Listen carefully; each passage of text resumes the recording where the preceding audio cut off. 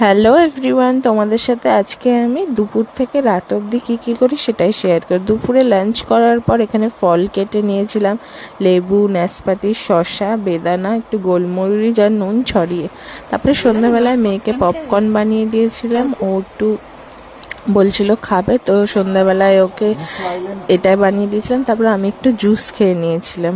তো তারপরে মেয়ে স্যালাক্স বানাচ্ছিলাম, আমি যেগুলো দিয়ে বানাই, মাখানা, আমন্ডস, চিড়ে, নাটস, তারপরে ওটস, কাজু, এইসব দিয়ে। তারপরে রাতের ডিনারটা বানাতে চলে গেলাম। তো একটা চিকেনের রেসিপি বানাবো, সেটাই বানাচ্ছিলাম। তো এখানে ডিম ফাটিয়ে, আরও আমার এই রেসিপিটা চ্যানেলে দেয়া আছে, মানে আমার ফেসবুক পেজে দেওয়া আছে, তো তোমরা চেক করে নিও।